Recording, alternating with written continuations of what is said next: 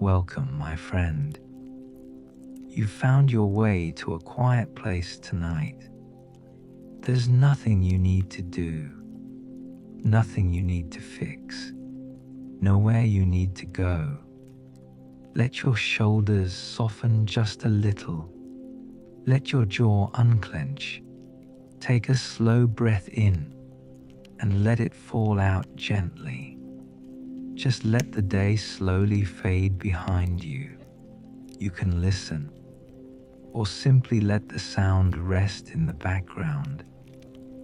Either way is perfectly fine.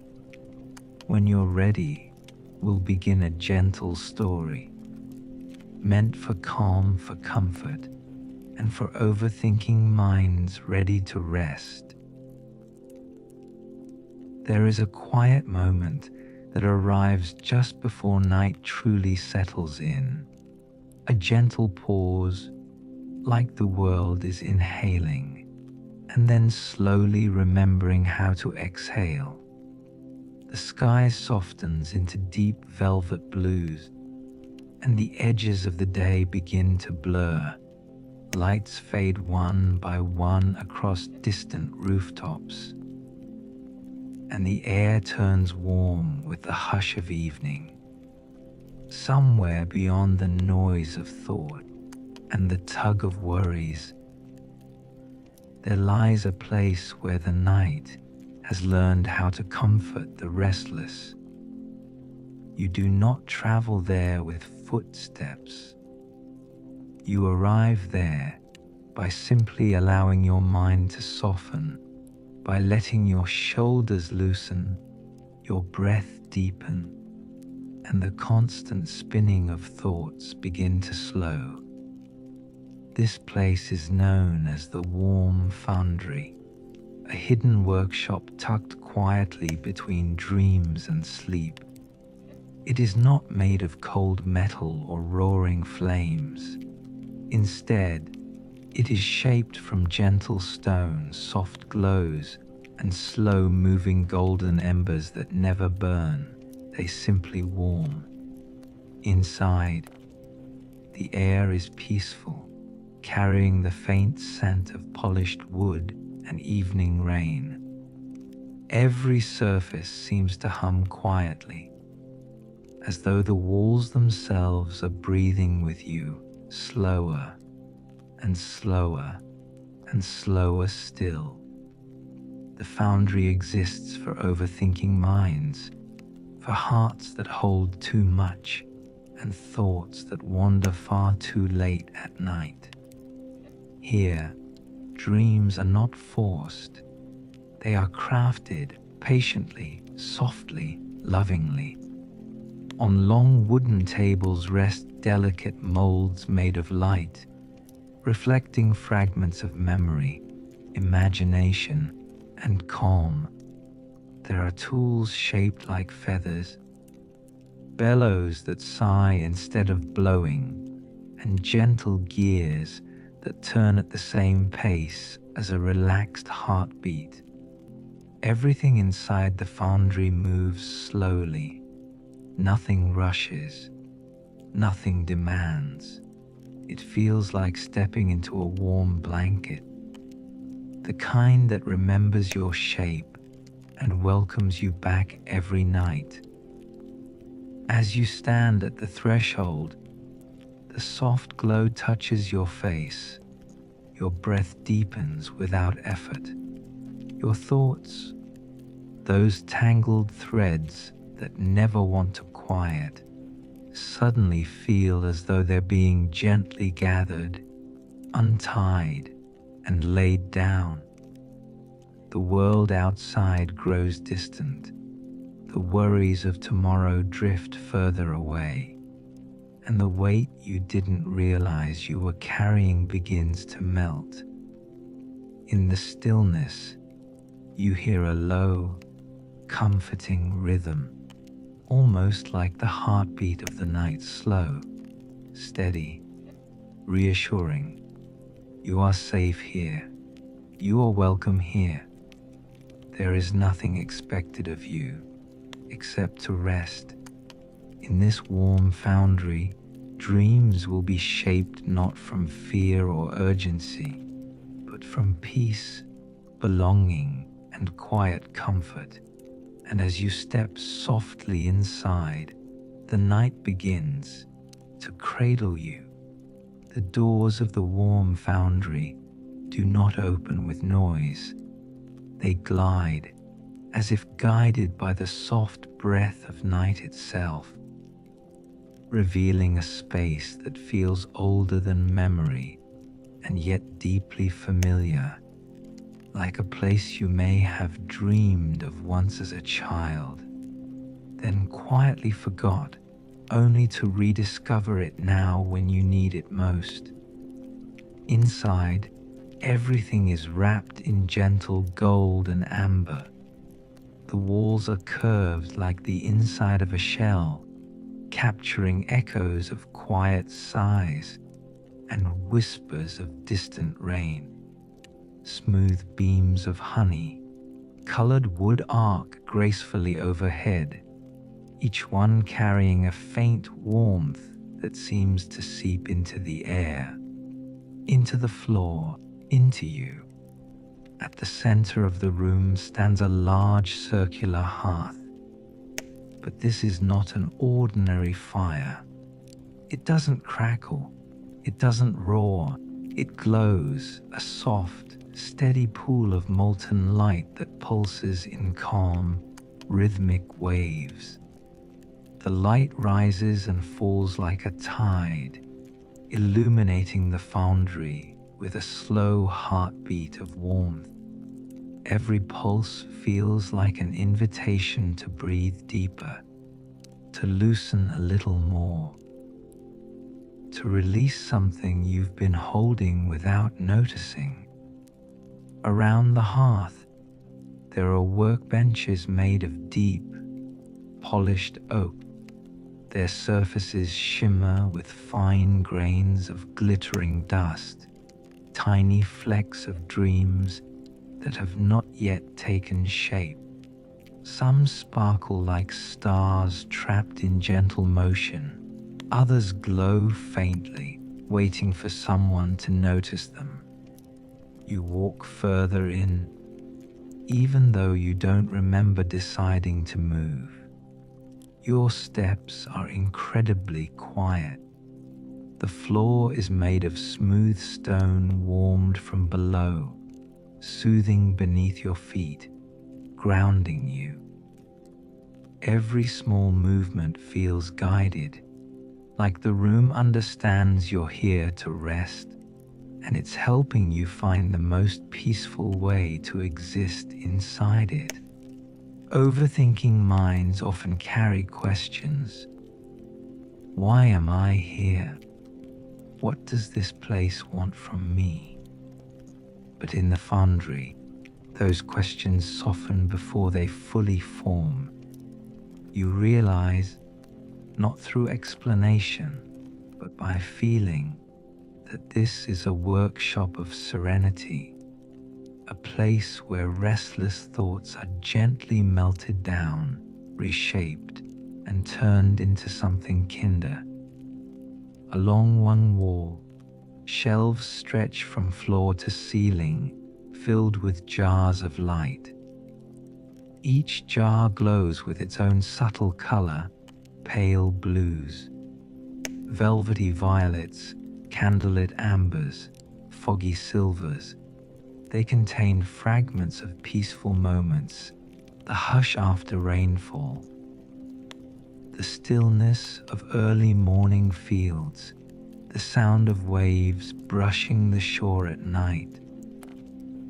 Every jar seems to hold a memory of calm itself, waiting to be mixed into the dreams forged here. On another wall, delicate molds hang like instruments in a musician's studio. But these molds don't shape metal. They shape feelings, quiet joy, gentle wonder, nostalgic warmth, soft courage. Their edges curve with tenderness, their patterns flowing like lullabies carved into stone. And somewhere deeper within the foundry, you sense movement, not rushed, not sharp, but patient, practiced, almost loving, as though someone is quietly tending to the rhythm of the night. You take a slow breath. The air carries hints of warm cinnamon, soft ash, and something that feels like the scent of comfort itself. The way a blanket smells after it has spent the afternoon in the sunlight. Your chest loosens as you inhale. Your shoulders lower inch by inch without effort. This place is working on you already. You wander closer to the central hearth, drawn by its gentle glow. The molten light inside moves like liquid sunset, swirling, folding into itself, drifting with unhurried grace. It's not hot, it's soothing, radiating a warmth that seeps through skin and settles deep into bones. Above the hearth hangs an enormous ring of smooth bronze, suspended by silent chains. The bronze bears faint engravings, circles within circles, interwoven lines, shapes that mimic constellations and river currents. As the light rises, the engravings shimmer, casting soft patterns across the walls like constellations slowly drifting through the room. You watch the light, you watch the patterns, and the mind that has been racing all day, the one that likes to replay conversations, predict future problems, craft endless scenarios, begins to slow down. Not because you forced it, but because here, racing has nowhere to go. From the shadows near the shelves, you hear the faint sound of something being set gently onto wood, a container, perhaps a tool, or a jar of light. The sound is comforting, steady, purposeful. The presence you sensed earlier isn't hidden, simply calm, moving with a rhythm that doesn't disturb the quiet. You realize the foundry is tended. Someone tends to the glow. Someone listens to the slow heartbeat of the night. Someone shapes dreams here, not with urgency, but with devotion. You don't see them yet, and strangely, there is no need to. The awareness that someone cares for this space is enough. It means nothing here is neglected. Nothing is abandoned. Everything is held with attention. You rest your hand on the edge of a workbench. The wood is velvety warm. Its surface has faint grooves, not rough, not unfinished, simply worn by time and soft repetition, as if countless peaceful dreams have been crafted right where your palm now rests. Near your hand lies a small tool, shaped like a feather carved from stone. Its edges are smooth, its weight perfectly balanced. It's designed not to carve deeply, but to brush, to coax, to encourage gentle shaping. The idea feels beautiful that dreams, like fragile glass, should not be forced into place. They should be guided. You look up again at the shelves. One jar in particular catches your attention, a jar of pale gold, glowing softly like a late afternoon sun hidden behind thin clouds. The glass is etched with a scene of rolling hills and distant trees. As you gaze, You feel the echo of something peaceful, an open field, a slow breeze. The feeling of standing somewhere spacious, where thoughts have room to wander without crowding. You don't open the jar. You simply feel its presence, and somehow it is enough. The Foundry seems to understand you're new here. It doesn't overwhelm you. It simply surrounds you with warmth and lets you settle. You sit on a nearby stool. It's cushioned thick and supportive. The stool creaks softly, not in a harsh way, but in that gentle,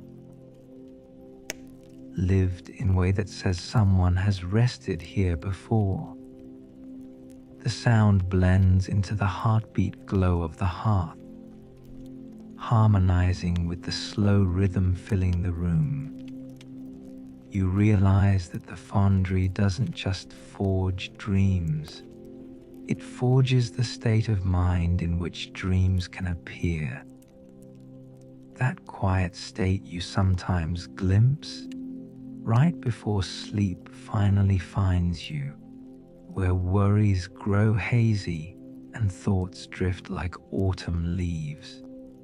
That soft threshold is what this place is shaping now, carefully, craft by craft. In the center, the molten light lifts again. It rises higher this time, forming slow, graceful arcs.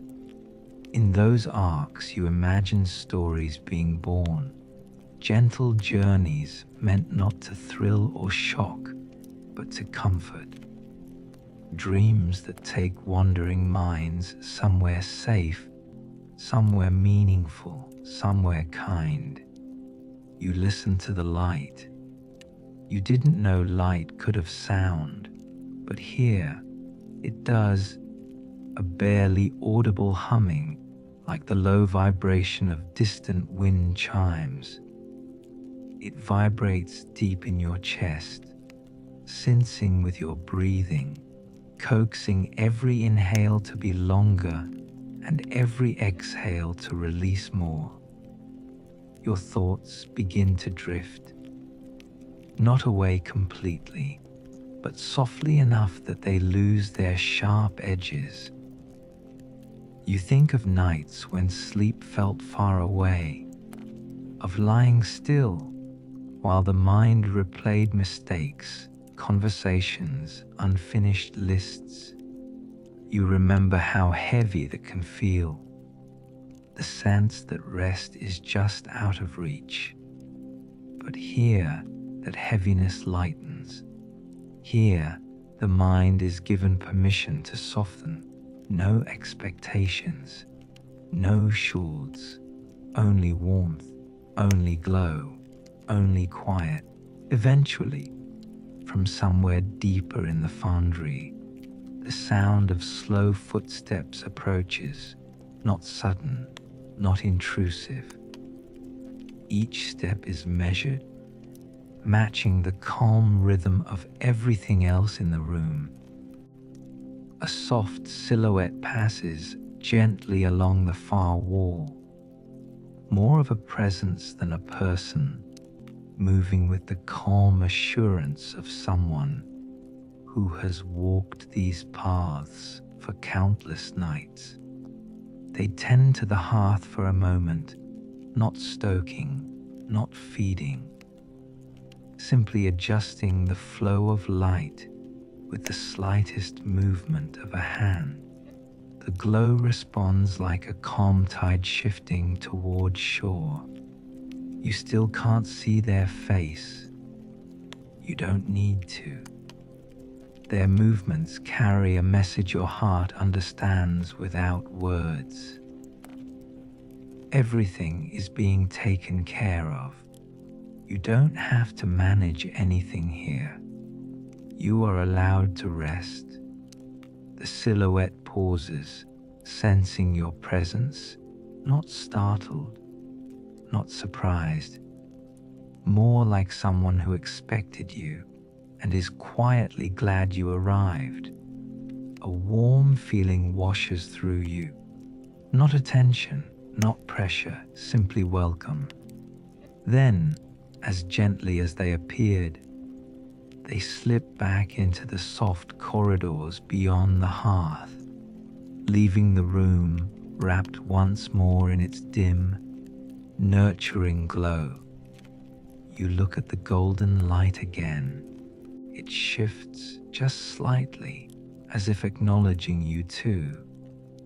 The foundry breathes, and you realize that tonight, this place has opened not to impress you, not to dazzle, but to give your weary thoughts a quiet refuge, a workshop of calm where dreams will eventually take shape. Not yet, not all at once, but slowly, like embers gathering into warmth. You sit there, breathing, listening to the heartbeat of the foundry, letting every tension you've carried, tight in your chest, heavy in your mind, stiff in your shoulders, melt a little more with every pulse of golden light. Nothing presses forward, nothing rushes ahead. The night stretches gently around you, protective and kind. And part one closes not with an ending, but with a settling. A gentle anchoring into the heart of the foundry, where the quiet work of calm has only just begun.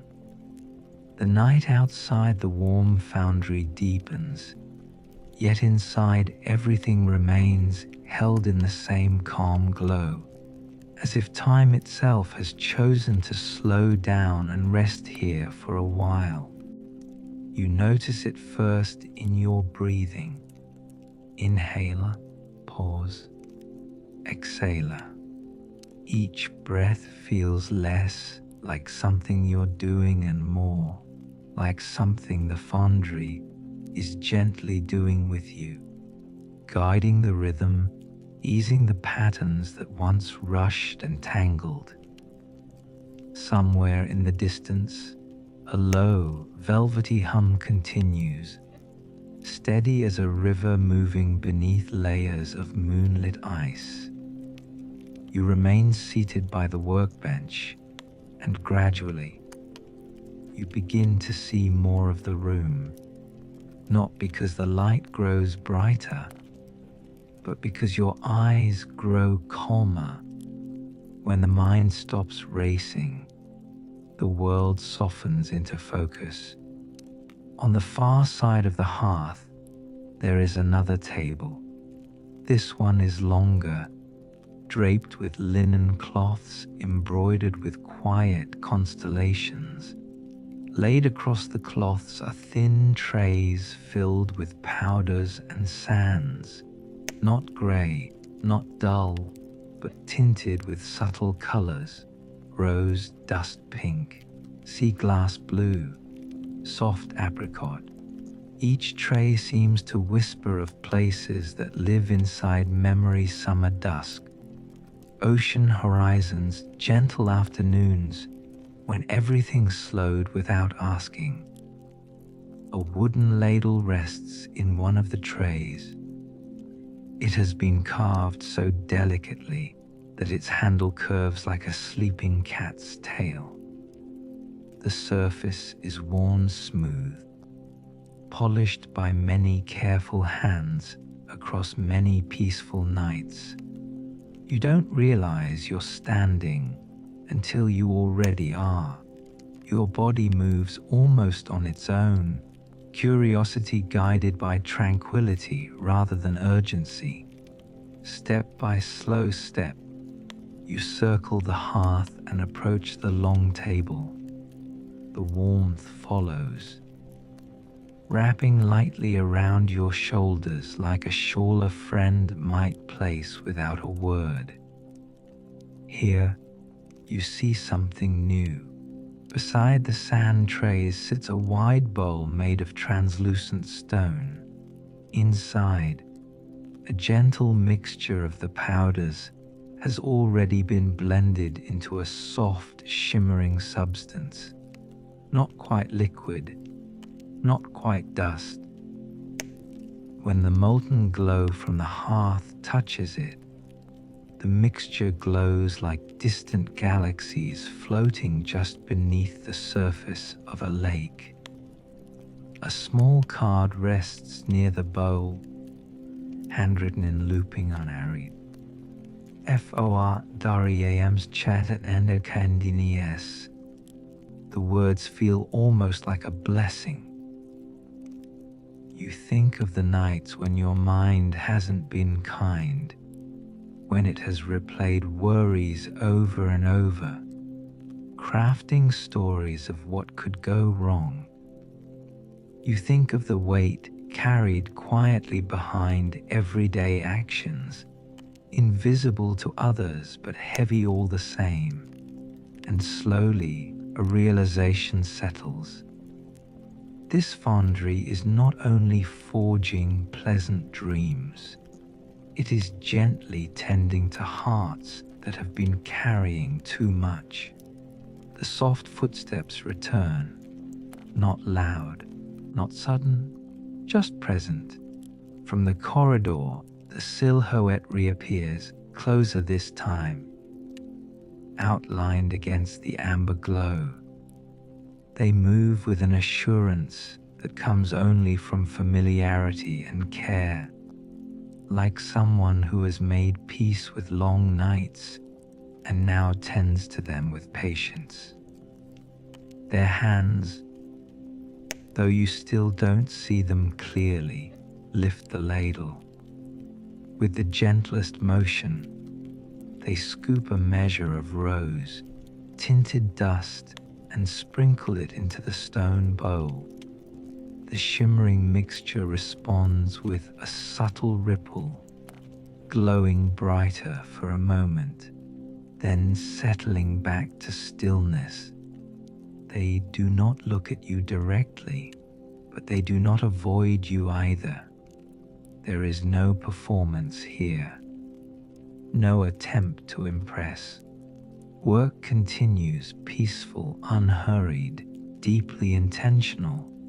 A wooden book is opened beside the bowl, pages thick, edges softened over time. Inscribed across its surface are symbols that resemble constellations intertwined with sketches. Lanterns floating down rivers, windows glowing in winter nights, cups of steaming tea left waiting by bedside tables. You lean slightly closer, not to intrude, only to observe. The page that rests open now is titled, in small, careful lettering, Dreams for Restless Evenings. The caretaker, if that is what they are, runs a finger along the diagrams, then gently stirs the shimmering mixture. With each slow rotation, the bowl emits a faint chiming tone, incredibly soft, almost too quiet to hear. Every chime carries the feeling of something loosening within you. You do not speak. Words would feel too sharp here. Instead, the foundry speaks in textures, in light, in the kind of silence that doesn't feel empty, the kind that supports. The silhouette moves to the hearth in a motion that feels almost ceremonial. They dip a long, slender spoon into the molten glow itself. The light clings to the spoon like liquid dawn, and when they lift it out, it drips in slow threads back into the heart of the fire. Then, quietly, they pour a small stream of molten light into the stone bowl. The reaction is silent, yet extraordinary. The mixture brightens, not with glare, but with layered radiance, as if distant skylines at twilight were blooming within it. Swirling forms begin to emerge, shapes that remind you of open windows, slow spinning lanterns, paths winding softly through moonlit meadows. Dreams are being shaped gently, lovingly, right in front of you. The figure pauses, allowing the mixture to rest, and only then do they finally speak. Their voice is calm, like water smoothing stones, not old, not young, simply steady. Some dreams, they say softly, are made for minds that try too hard to stay awake. They don't explain further. There is no lecture, only the simple truth. You feel seen without being examined, understood without having to confess anything. The caretaker returns to the shelves and selects one of the glowing jars, a jar filled with soft slate, blue light etched with faint lines that resemble rain falling across rooftops. They open it with care, and instead of noise, a hush pours out, a deeper quiet, settling into the room like a blanket gently pulled closer.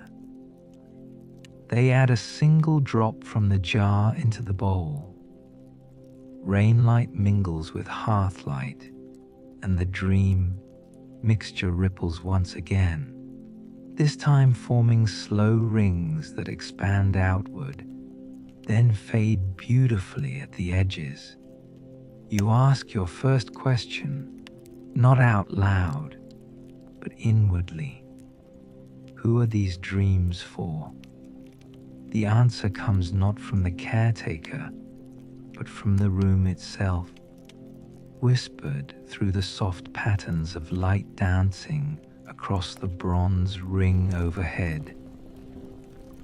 For whoever needs them, people who lie awake replaying conversations, people who feel responsible for everything, people who forget sometimes that rest is not something to earn. It is something the body quietly asks for. You sense something else too, something gentle and unexpected. Not all dreams forged here will be yours. Some are shaped tonight and carried far beyond this foundry, floating toward windows across distant towns and cities, slipping through curtains, resting softly on pillows where minds are still racing. The thought fills you not with distance, but with belonging. You are part of a larger, quieter world than you realized. The caretaker lifts the bowl and tilts it slightly, allowing the mixture to flow into one of the molds hanging on the wall. This mold is shaped like a small door, rounded at the top, carved with peaceful patterns of leaves and soft spirals. When the mixture settles inside, it glows like dawn pressing gently behind closed eyelids. This one, the caretaker murmurs, almost to themselves, will open only to comfort. They set the mold aside, where it can cool and stabilize in the soft air, and you finally notice, all around the workshop, resting on tables and tucked into niches, are completed dream forms. Each one shaped differently, each glowing faintly. Some resemble keys made of light, some resemble feathers, others resemble simple stones, smooth and warm, as if plucked from a river during the slowest summer afternoon. Every one of them carries peace within it. You return to your stool, not out of habit, but because it feels inviting, like a place where the body naturally wants to land. The cushion accepts your weight. Your shoulders soften again. Across the hearth, the caretaker continues their quiet craft, mixing, pouring, observing, always with patience. Sometimes they touch a mold simply to feel its temperature, checking whether the dream is ready. Sometimes they pause entirely, simply listening, as though dreams too have voices and need space to speak. Time has no urgency here. You look once more at the ring overhead, engraved constellations circling in gentle patterns. As your mind softens, you begin to see more than symbols. You see gentle maps, not of geography, but of rest. Pathways guiding scattered thoughts towards soft, open fields. And in that moment, a quiet understanding rises. The foundry does not fight sleeplessness. It befriends it, sits beside it, whispers to it until it eventually sighs and loosens its grip. You close your eyes briefly, not to sleep, just to feel. The warmth deepens, the hum steadies.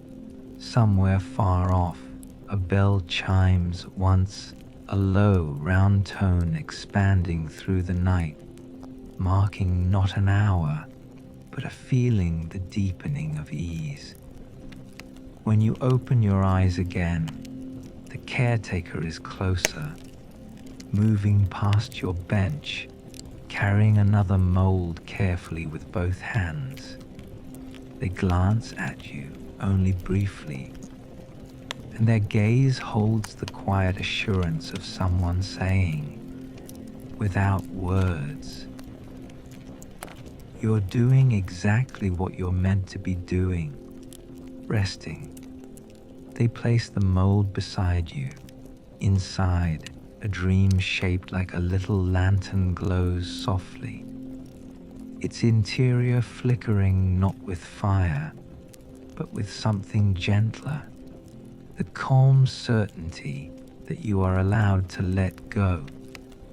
The caretaker nods once, almost like a thank you, and then drifts back toward the far table, continuing their patient work. You sit still, breathing, watching, allowing the foundry to work not only on dreams, but on you. And from somewhere very deep inside, a thought rises that feels like the softest promise. Night will be kind tonight. The dream lantern beside you cools slowly, and as it does, the glow within it becomes steadier, no longer new and shimmering, but settled, like moonlight that has found its favorite corner of the sky. The foundry seems to sense the shift. Somewhere in the rafters, the wooden beams sigh softly, as if stretching after being still for too long. The hearth flame dips for a moment, then rises again, not brighter, only more sure of itself. Even the dust motes drifting through the air move with unhurried grace, turning slowly in shafts of amber light. You become aware of something subtle. The room is not silent. It's layered with many kinds of soft, comforting quiet. There is the warmth hum of the hearth, the faint tinkling resonance from the dream bowl cooling across the table. the distant murmur of night, wind sliding along the stone walls outside, and deeper still, the sound of your own breathing finding an easier rhythm. The caretaker continues their work without needing to rush. Each movement they make feels like part of a ritual, intentional, kind, anchored in a deep understanding that rest comes not from force, but from patience. They reach for another mold. This one is shaped like a winding path, etched with tiny trees bending together, as though listening to one another. The caretaker fits it carefully into a place beside the hearth, where it will warm but never scorch.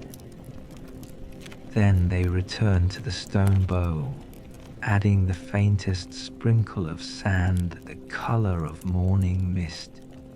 You watch the powder drift through the air. It doesn't fall straight downward. Instead, it spirals lazily, softly, as though trying out several possible routes before choosing the gentlest one. When it finally settles on the surface of the shimmering mixture, it disappears completely, absorbed into the glow. There is a calm beauty in watching someone shape dreams. No urgency, no pressure, just care. You lean back slightly, letting your shoulders sink deeper into the seat. The cushion holds you, steady and accepting.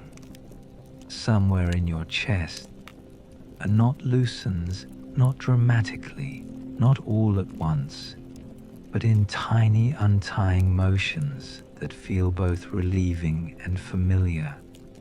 You hadn't realized how long you'd been carrying it. The caretaker turns the wooden book toward you. It's subtle, not a grand gesture, not an invitation that demands response, simply the quiet offering of a page. You can see the drawings more clearly now.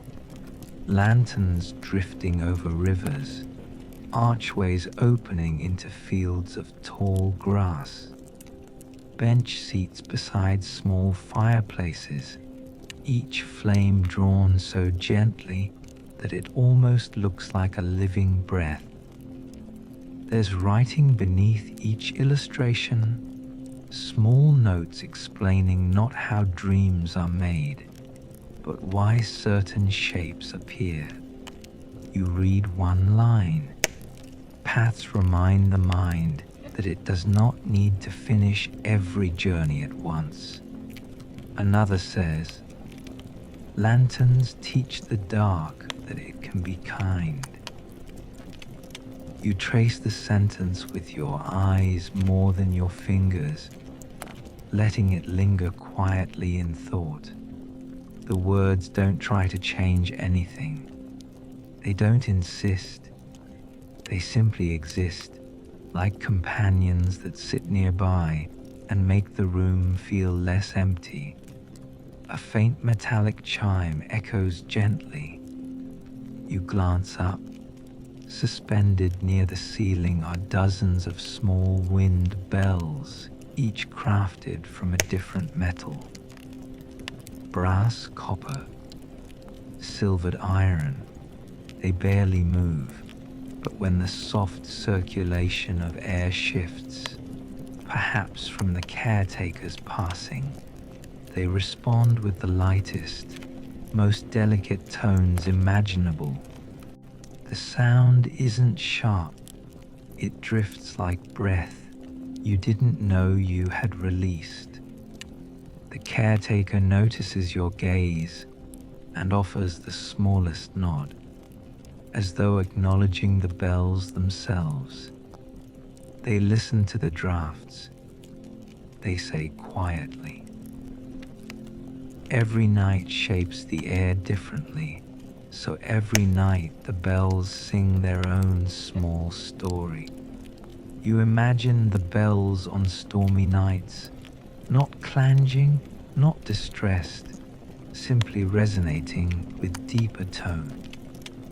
And on peaceful nights like this, their song is barely more than a memory of sound, fading before it has fully arrived.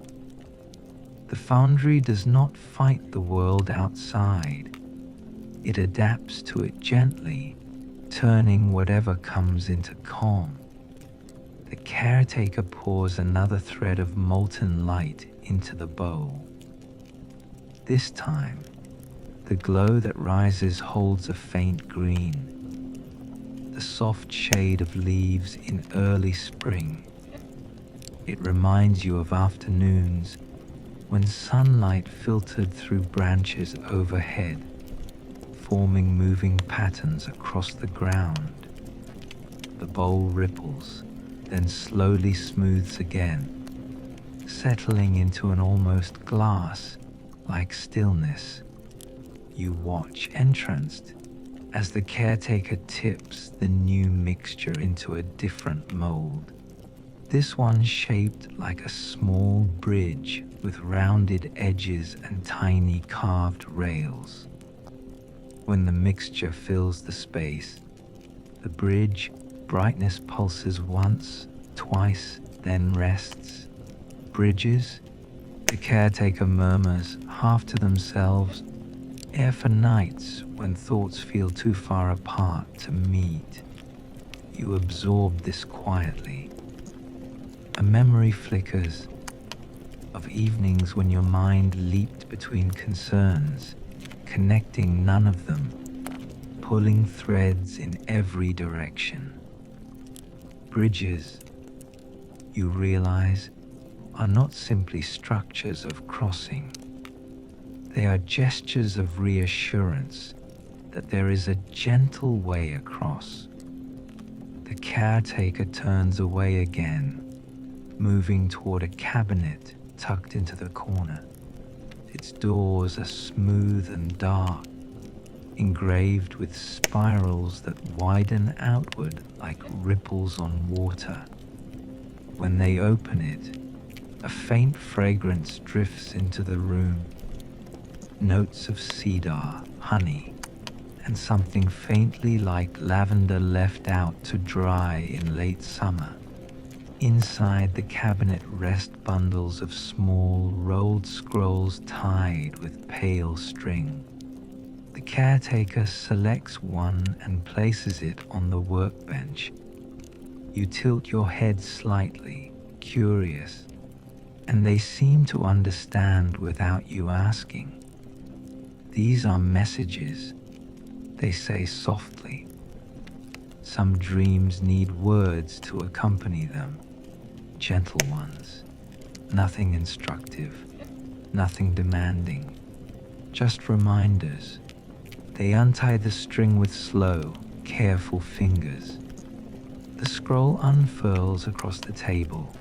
The ink is faded slightly, as though the message itself has already been read by many minds in many nights. The handwriting curves softly, each letter rounded like pebbles smoothed by time. You read it. You have carried enough for today. You may set it down for a while, and it will still be there in the morning, lighter than you remember. A warmth rises behind your eyes, not tears, not exactly, but the sensation of release, of permission. You didn't realize how much you needed to hear that. The caretaker does not look at you directly, but there is a quiet awareness in the way they pause, as though giving space for the words to settle where they need to. They refasten the scroll and set it beside the jar of slate, blue rainlight. That one travels far, they say softly. It visits windows overlooking cities. It rests on pillows in quiet villages. It finds those who keep watch because they've forgotten they can rest. There is no magic spectacle, no dramatic transformation, just simple, compassionate craft. You notice something else now. In the corner closest to the ceiling, there is an old ladder, paint worn away, edges rounded smooth. Above it lies a lofted platform, partially hidden in shadows. Faint glimmers peek through the railing, suggesting more dream, objects resting, waiting, breathing gently in the dim. The caretaker follows your gaze again. Up there, they explain gently, hear the long dreams, the ones that take their time to unfold. You imagine dreams that stretch like quiet walks across wide meadows, or like pages turning slowly in a well-loved book. Dreams not meant to be rushed, dreams that choose comfort over spectacle. For a moment, you picture yourself climbing that ladder, not to escape, but to explore, to wander among those patient dreams like someone browsing a library at night, choosing a story not with urgency, but with intuition. But you stay seated. Something about remaining grounded feels right. The caretaker lights another small lantern near the wall, a soft amber sphere studded with pinpricks that spill constellations across the floor. Slowly, the shapes shift, mapping out changing skies, not of places you recognize, but of feelings that feel familiar, peaceful, open, unburdened. A new sensation rises in you, not sleep yet, but readiness for sleep. Your thoughts drift more slowly now, like leaves floating downstream. The foundry has become less a place you are visiting and more a rhythm you are gently sensing with. The caretaker begins polishing a finished dream, the lantern shape from earlier that now rests glowing softly in their hands. They hold it like one would hold something fragile that is also sacred with absolute, unpretending respect. They pass near you again. You can feel its warmth before you see it fully, warmth not of heat, but of reassurance. The lantern seems to whisper without sound. You don't have to solve everything tonight. It is astonishing how restful that message feels. The caretaker places the lantern in a niche above the workbench, where other dreams rest like a quiet gallery of peace. Each glows a slightly different shade, and together they form something almost like a horizon, small lights spaced apart, showing distance, possibility, direction for some minds. The caretaker says gently, night is not darkness, it is open space. An open space can feel lonely until there is something to guide it. You nod faintly, understanding more than you can articulate. The foundry hum deepens again, a slow, velvety tone that feels as if it is resonating within your chest. The bells above respond, singing tiny fragments of melody. Outside, a softer breeze arrives. You sense it brushing past the windows, circling the building, slipping through minute cracks and dancing quietly through the bells. The room sighs with it. The caretaker smiles small content. It's time, they say, though for what, you're not entirely sure. They carry a finished dream, the bridge, now fully cooled and glowing a peaceful green, to the hearth. They hold it there for a moment, letting it absorb just a breath of warmth, then walk toward the large double doors at the far side of the foundry. The doors are heavy wood bound with brass bands, but they open with barely a sound. Beyond them lies the night, not a void, but an expansive, gentle stretch of sky sprinkled with muted stars and washed with silver, blue moonlight. The world outside feels as calm as the world within, as if the foundry has shared its rhythm with the landscape. The caretaker steps just beyond the threshold. They lift the bridge, shape Dream, hold it aloft for a moment, not theatrically, simply offering it to the quiet and let go. The dream does not fall, it floats, slowly, gracefully. It rises into the air like a small glowing leaf caught in a kind wind. It drifts upward, then outward, guided along invisible paths.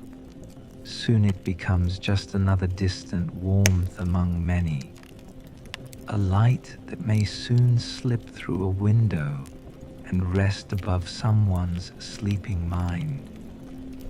You watch it disappear with a softness inside you that feels both tender and strong. The caretaker returns, closing the doors with the same care, and the foundry settles again. They move past you, pause, and rest one hand lightly upon the back of your chair, not touching you, only the wood, as though to steady the moment. You're welcome to stay, they say gently. The night isn't finished yet. Their words feel less like permission and more like invitation, a reminder that resting is not something borrowed, but something belongingly yours. You take a breath, slow, deep, unburdened. The bells murmur overhead. The hearth strokes the darkness with amber. The molds hang quietly, waiting for future shapes. And somewhere beyond the walls, a dream drifts across rooftops, carrying bridges, lanterns, and gentle reassurance toward minds that have been awake too long. Inside, the foundry remains your companion, steady, grounded, full of warmth, and you realize, with a feeling as soft as a blanket settling over your shoulders, you are beginning to feel truly safe here. The night outside the valley moved like a slow tide, and the world around the Warm Foundry seemed to breathe in long, unhurried rhythms. Clouds drifted through the sky like soft pieces of wool, and a pale silver wash of moonlight pooled over the cobbled path that curved toward the workshop door. The lantern by the archway burned in a patient amber glow, faithfully keeping the darkness friendly, as if it understood that the deepest quiet could sometimes feel too wide unless something warm accompanied it. Inside the foundry, the soft hum had deepened into a fuller, more rounded thrum, not louder, simply more present. It felt like the sound of a calm heart listening, or the hush of distant seas heard through a seashell. The air carried the faint fragrance of warmed cedar, beeswax, and something like toasted grains, scents that sank gently into the senses and settled there, unhurried and comforting. Everything moved at a pace so slow, it seemed almost like resting. You walked across the stone floor with an easy, floating step, aware of how your breathing had matched the rhythm of the place. Each inhale gathered quiet. Each exhale let the mind soften a little more. Your thoughts, once restless and tangled, now stretched out into longer, mellower lines. Instead of crowding forward, they drifted like feathers across a soft current, content to go wherever the quiet carried them. At the central table, the glimmering loom, the circular apparatus that shaped ideas and feelings into gentle dream forms, rotated in its steady orbit. Threads of light flowed across its brass joints, winding over and under as if guided by invisible hands. Sometimes the threads flickered with hints of color, deep twilight blues, candlelit golds, and delicate lavender tones that felt like whispering reassurance. Each thread moved around the frame as though it had purpose, yet no sharp intention, like waves folding over sand in a rhythm older than memory.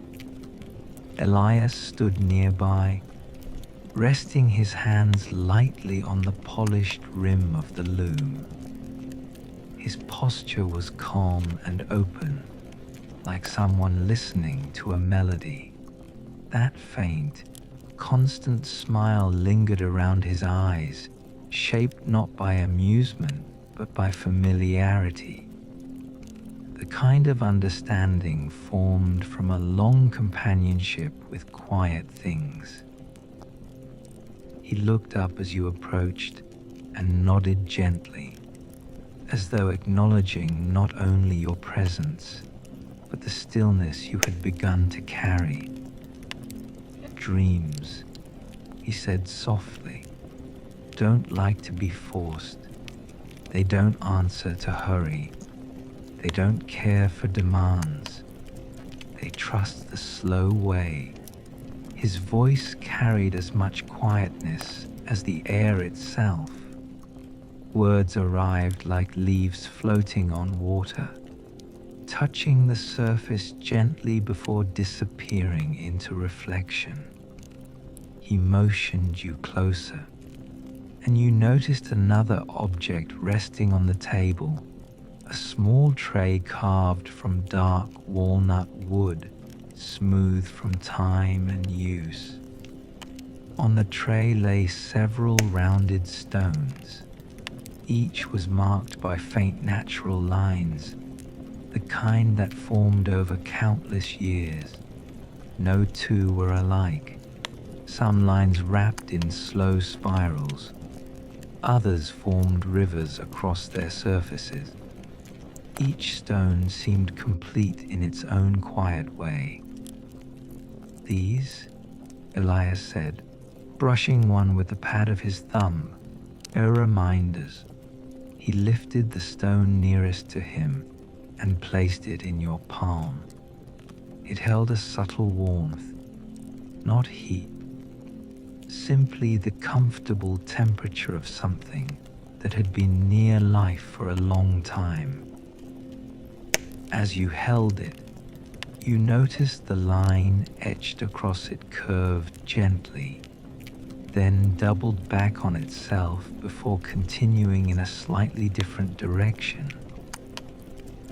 There are moments, he continued, where we believe our paths must be straight to make sense.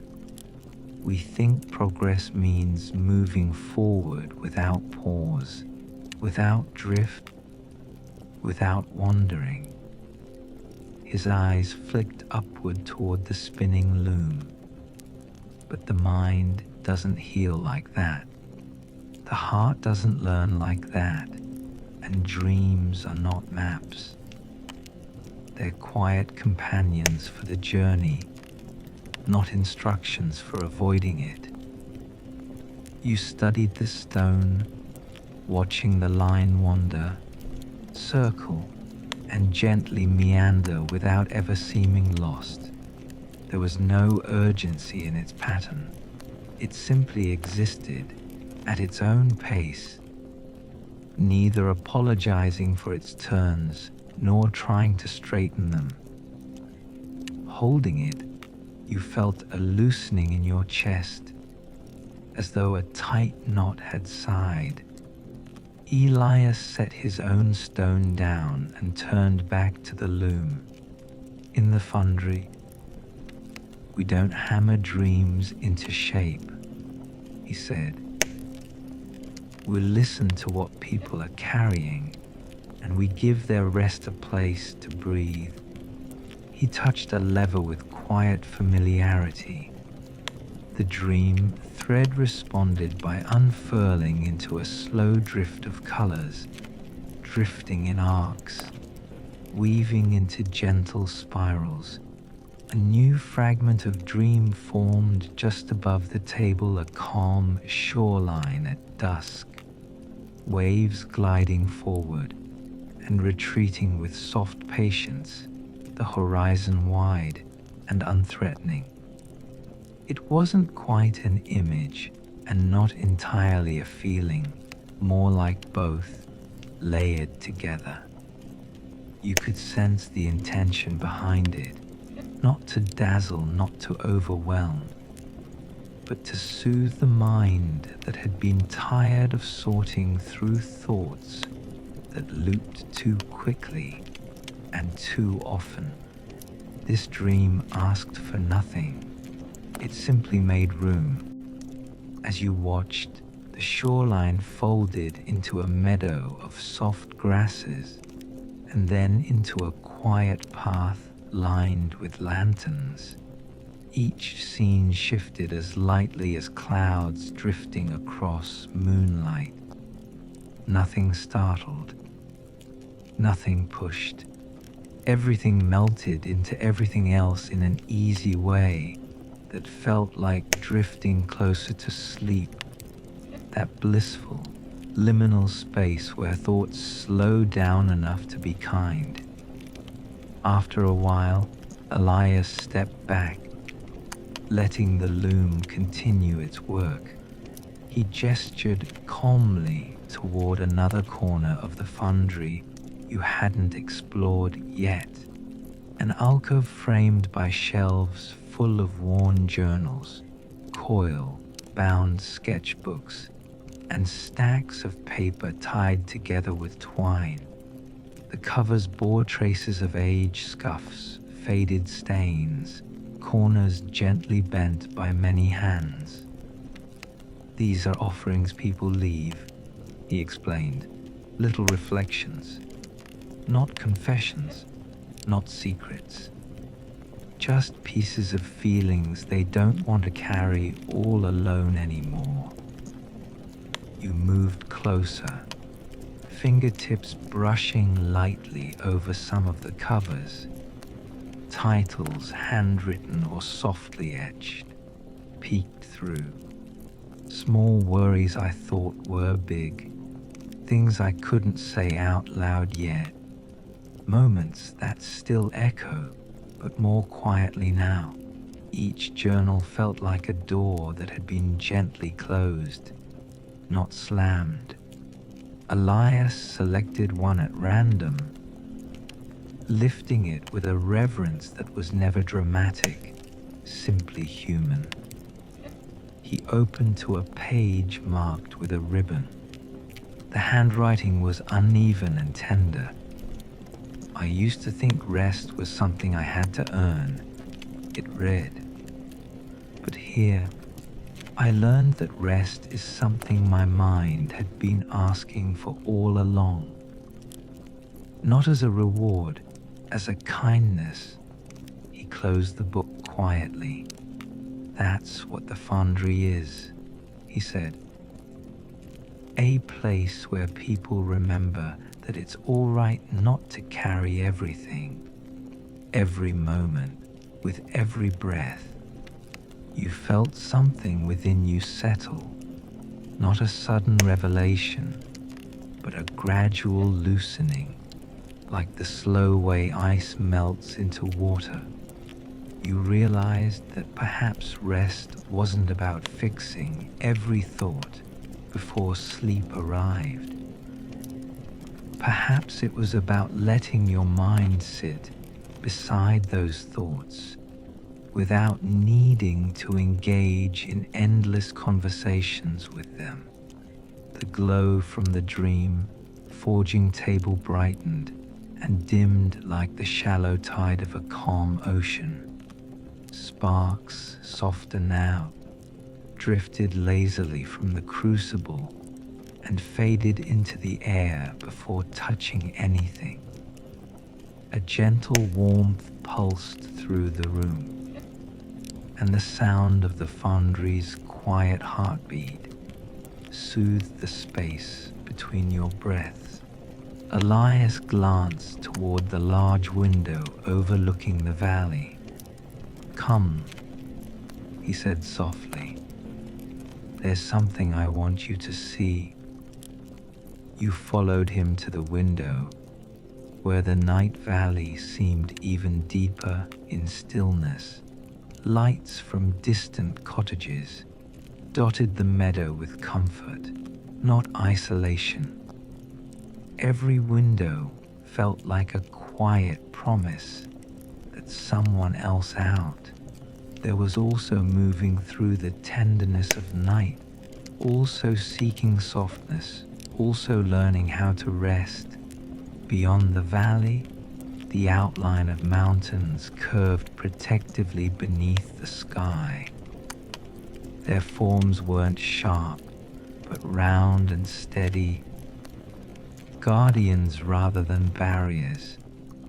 A gentle fog had settled along their base, making them appear close enough to lean against. Elias rested a hand against the window frame. "Do you hear it?" he asked. At first you weren't sure what he meant, but then, beneath the hum of the Foundry, beneath the hush of your breath, you noticed something, a deep, quiet stillness that wasn't empty at all. It was peaceful, like a silence that meant everything is okay right now. That, Elias whispered, is the space where dreams like to arrive. Not where everything is solved, not where every answer is known. Just where the night gently assures the mind that it can rest without fear of being forgotten by the world. You closed your eyes for a moment, letting the rhythm of that silence wash slowly over you, like the tide of sleep approaching the shore of awareness.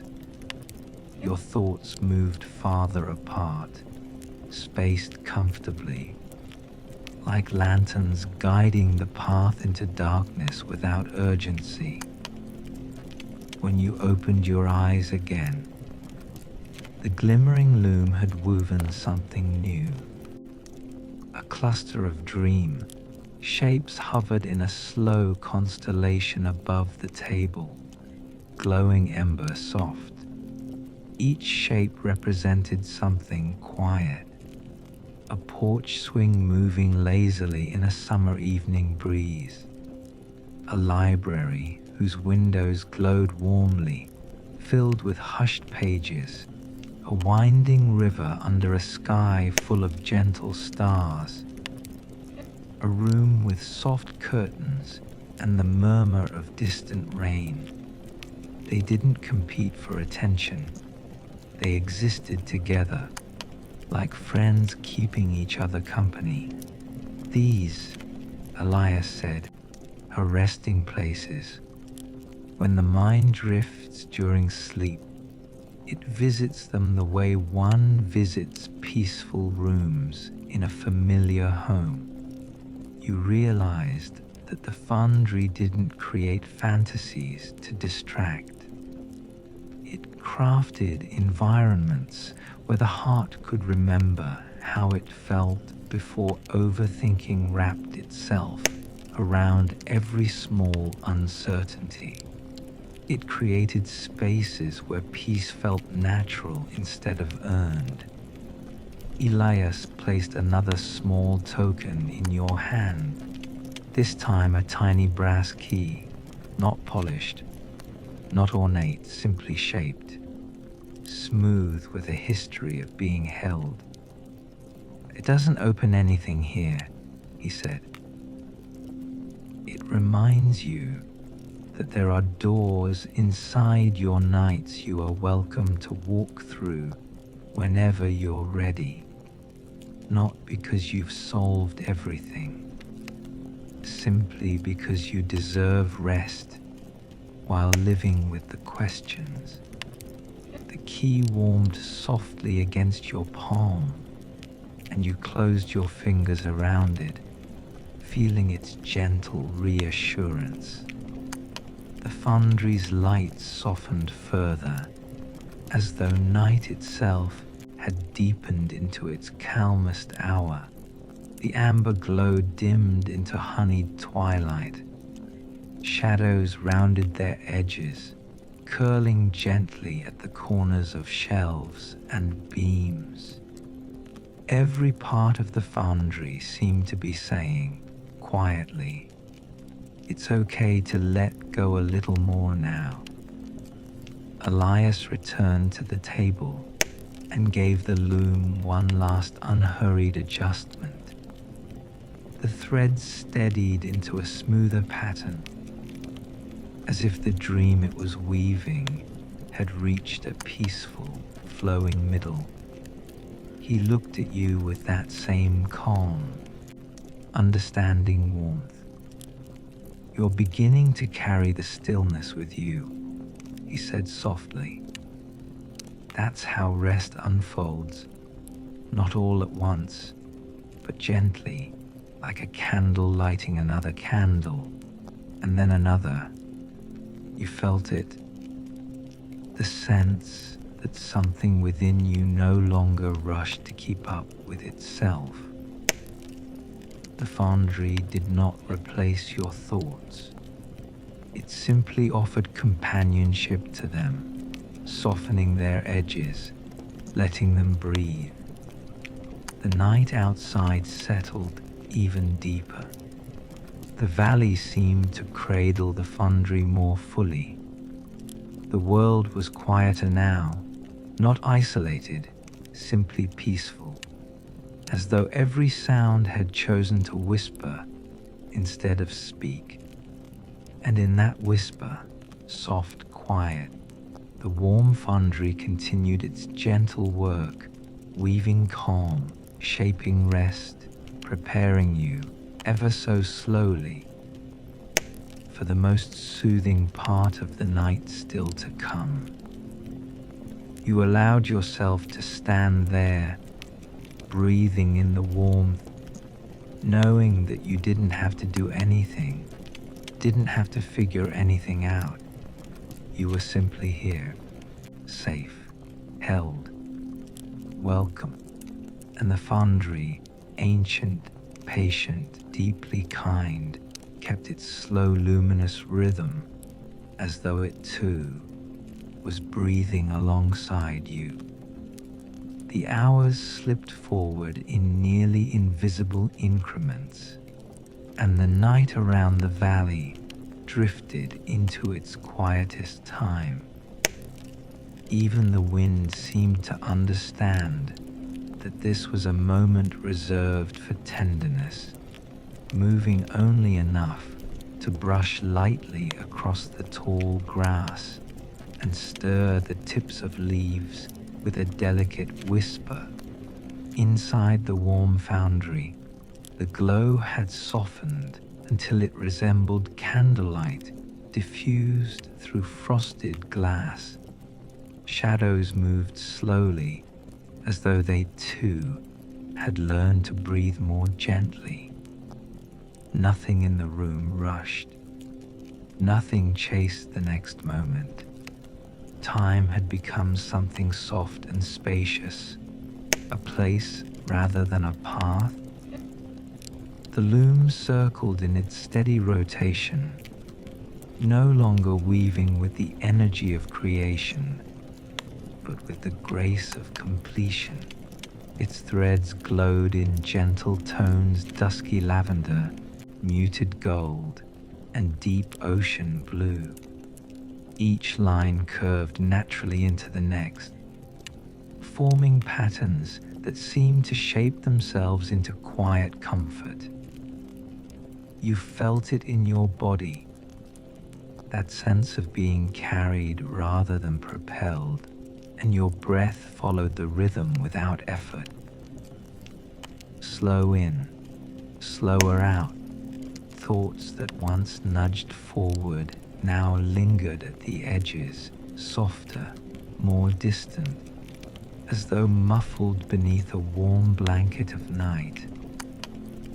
Elias stood closer to the loom than before, though his hands rested at his sides. There was nothing left for him to adjust, nothing to refine. His role now was simply to witness, and in his stillness there was reassurance. His presence did not direct the moment, it trusted it. He looked toward you, and his smile deepened slightly, barely a movement, yet filled with warmth. "This is the part," he said quietly, "where dreams begin to understand who they're meant for." You watched the dream, shapes hovering above the table shift, slowly, like constellations realigning for a particular traveler. The shoreline dream glowed faintly, then leaned into dusk. The lantern-lined path curved more invitingly. The meadow softened. The room with the soft curtains brightened with a hint of starlight filtering through sheer fabric. Each scene felt familiar, yet more personal, like memories you never lived but somehow recognized. Elias gestured gently. "Walk with me." You followed him across the foundry floor. The stone tiles were cool beneath your steps, anchoring you to the present while everything else grew dreamlike. He led you toward a side hallway you hadn't noticed before. Narrow, framed archways leading deeper into the building. The hallway was lit by wall-mounted lanterns, each one placed exactly far enough apart that the light from one touched the next without leaving shadows between. As you walked, the air grew even quieter, but not empty quiet. It was quiet the way libraries are quiet, intentional, respectful, filled with presence. "This corridor," Elias said softly, "is where finished dreams wait. They rest here briefly, like travelers gathering themselves before they find their way to the minds that need them." You slowed as the hallway opened into a long gallery-like space. Shelves lined the walls from floor to ceiling, though not a single object looked dusty or forgotten. Each shelf held delicate glass vessels, shapes resembling small lanterns, raindrops or gently rounded jars. Inside each one, the softest light shimmered, pulsing faintly like a sleeping heartbeat. Some glowed with pale blue calm, others with tender amber, others with a hush of moonlight, almost silver. "These are dream lanterns," Elias said. "They don't hold answers, they hold comfort. They hold places where the mind can wander without fear." He took one gently from the shelf nearest you. The vessel warmed in his hands, responding to touch as if it recognized companionship. He held it so you could see inside. The light swirled, and for a moment, a scene revealed itself: a quiet kitchen at night, a tea kettle resting, a window open to the soft chirring of crickets, a notebook on a table, waiting with no expectations. The entire scene seemed to say, "You do not have to accomplish anything here. You may simply be." Elias set the lantern back. "The foundry," he continued, "does not erase the world.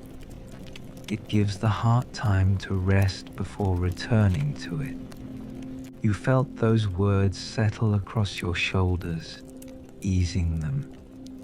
So much of life, you realized, asked for constant effort, constant understanding, constant readiness. Here, the night extended an invitation not to quit, but simply to pause. They were different things.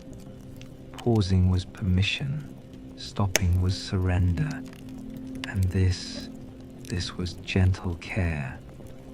Further along the gallery, an alcove opened, and within it stood a low wooden table, covered with small tools, none sharp, none metallic, brushes, cloths, pieces of wool and linen. Beside them, more dream lanterns sat open, waiting to be fitted with the final finishing touches of softness. Elias nodded toward them. "The last step isn't forging," he said. "It's softening." He dipped a small brush into something that shimmered like liquid moonlight and swept it slowly along the rim of one lantern. The light inside responded by dimming into a deeper, more soothing tone. The scene within, a gentle forest path, appeared to grow quieter, the edges blurring into the serenity of fog. "We soften the transitions," he explained. "We soften the sounds. We soften the way the dream arrives and the way it fades, so it never startles the sleeper." He turned back to you. "The overthinking mind doesn't need to be silenced. It needs to be soothed. It needs to know that it can rest without losing itself." You understood now, perhaps more than before, that the foundry did not compete with thoughts. It welcomed them, guided them to gentler landscapes, let them wander in safe circles instead of spirals that led nowhere. You stood quietly while Elias gave the finishing touches to 2 more lanterns. The rhythm of his movements, slow, careful, deliberate, became almost hypnotic. Each brushstroke resembled the breathing pattern you'd begun to follow. Slow, slower still rest. After a while, he set the final lantern in its place and beckoned you once more toward the far end of the gallery. There, A wide archway led to a circular chamber where the ceiling opened into a glass dome. The sky unfolded above, vast, calm, endlessly dark, sprinkled with stars that glimmered like distant sparks drifting away from the foundry's hearth. Clouds moved lazily across constellations, reshaping the patterns in patient intervals. In the center of the chamber stood a cushioned bench wrapped in throw blankets, pillows, and soft woven fabric. It looked like a place designed not for conversation, not for thinking, but for settling. Elias motioned for you to sit. You did. The cushion welcomed your weight, reshaping around you with a comfort that felt deeply human. You let your shoulders release. You let your hands rest. You let yourself lean into the softness, held not by obligation, but by invitation. Above, the stars shone through the dome. Around you, the foundry hummed. Within you, calm spread like warm light through quiet rooms. Elias remained standing for a moment, simply observing. Then he sat on the far side of the bench, not close enough to intrude, not distant enough to feel absent. His presence anchored the moment while leaving you fully free inside it. The foundry never keeps dreams, he said gently. It simply guides them to those who are ready to sleep. Tonight, some of them will find you. He tilted his head, considering you with kindness, not because you forced yourself to relax, but because you allowed yourself to be held. Outside the dome, a faint drift of mist began to gather, wrapping the mountain ridges in softness. The valley lights glowed fainter, houses likely settling deeper into night. Somewhere, an owl called, not sharply, just a mellow sound folding naturally into the quiet. You felt the heaviness of sleep approach, not descending abruptly, but arriving the way early morning light arrives, gradually, kindly, without insistence. Your thoughts grew longer and fewer. They stretched out, then drifted apart, leaving wider spaces of stillness between them. Elias spoke again, softer now, like someone who understood he was speaking into the edge of a dream. There is nothing you need to fix before resting. The questions you carry will wait. The plans you haven't finished designing will wait. Even your worries, patient, persistent as they can be, are allowed to rest for a while too. He paused, letting silence settle like cool water. Tonight, he said, the foundry keeps watch for you. A sense of gratitude, deep and quiet, formed in your chest. Not gratitude for answers, but gratitude for permission, for stillness, for a place where the mind was not asked to perform. You leaned back slightly, allowing your body to sink deeper into the bench. Your eyelids grew heavier. The soft glow from the gallery dimmed further. The loom's hum echoed faintly down the hall, steady and lulling. Through the glass dome, a star slid slowly across the sky. Not dramatic, not blazing, just a quiet trace of light moving from one side of the night to the other, like someone gently drawing a line of reassurance. Elias rested his hands loosely in his lap. He didn't ask you anything. He didn't instruct you on how to feel. He simply shared the silence. And in that companionship, the stillness grew deeper. Around the chamber, the dream lanterns began to respond.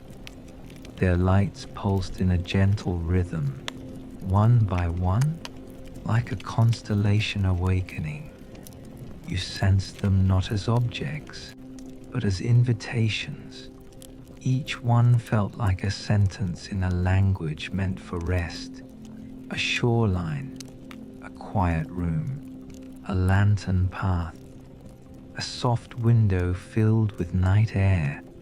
They drifted slowly upward, rising from the shelves, gliding into the dome's view like glimmering boats on a starry lake. They gathered, not densely, but comfortably, circling the chamber at the pace of drifting clouds.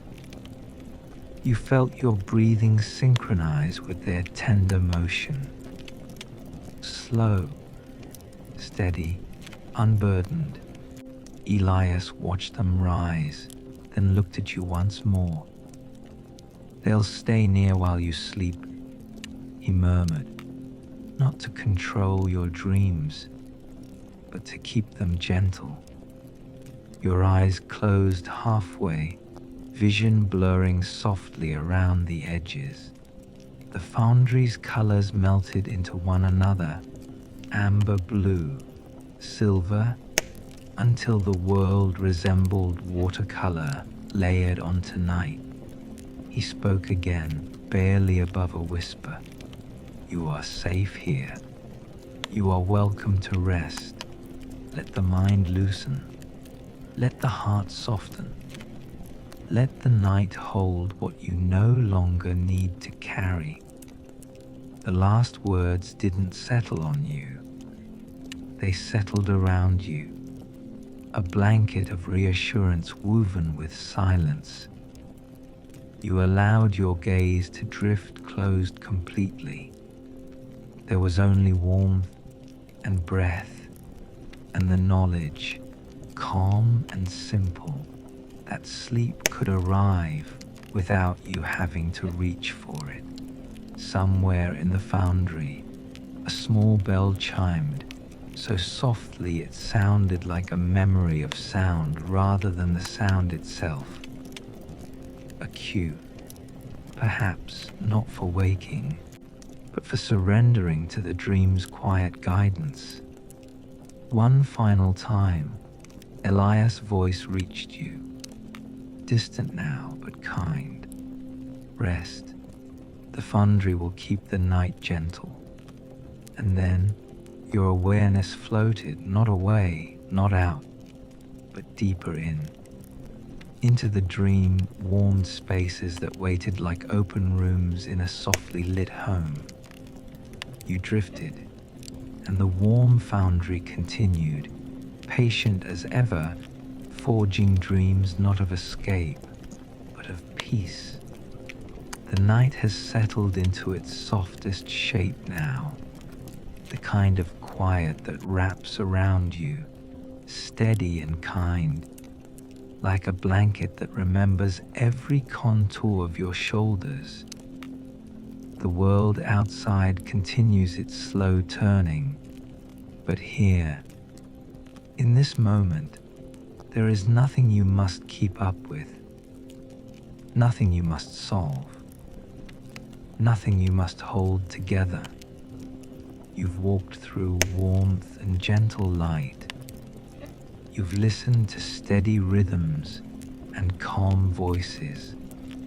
You've watched dreams form without hurry. And now the story loosens, not because it disappears, but because it no longer needs to guide you. It rests beside you, like a calm companion keeping peaceful watch at the edge of your awareness. Let your breath fall into its natural pace. In slow, out slower still. There is time, there is space. The night is patient. Thoughts may drift in, as they sometimes do, small reflections, plans, fragments of memory. Instead of chasing them or pushing them away, let them soften. Imagine them floating past like leaves on a gentle stream, noticed, acknowledged, and allowed to continue traveling on their own. You are not behind. You are not supposed to be anywhere else right now. You are exactly where nighttime meant for you to be. Somewhere, whether imagined or remembered. The Warm Foundry continues humming, its soft glow spreading into the quiet. The loom turns with its ever gentle rhythm, weaving comfort not as a command, but as an invitation. The dream lanterns hover patiently, tending to the hush of the hours ahead. They do not rush, they do not insist, they simply stay close, ready whenever rest deepens. Feel the bed beneath you supporting every part of your body. Notice how it holds you without question, without effort on your part. The weight of the blankets, the softness cradling your limbs, the sense that you are being quietly cared for, even by something as simple as the space you're lying in. Your breathing continues to slow, your shoulders grow heavier, your thoughts stretch into longer pauses between them. If anything tries to rise, worries, unfinished lists, echoes of the day, remind them gently, you can wait. Tonight is for rest. They will still be there in the morning, softer, easier to carry, touched by the night's calm. For now, you are allowed to release. Release the tension in your forehead. Release the tightness in your jaw. Release the urge to stay alert. The night understands how to hold you. Sleep understands how to find you. You do not have to invite it. You only have to allow it. Let yourself drift like a lantern moving across still water, guided not by force, but by the quiet pull of peace. Each breath carries you a little deeper. Each moment lengthens into gentle darkness, friendly and safe. And as you sink into that softness, remember, you are safe. You are cared for. You are welcome to rest. The story grows quieter. Your body grows heavier. The night grows deeper. And you drift slowly, peacefully, into the sleep that has been waiting for you all along.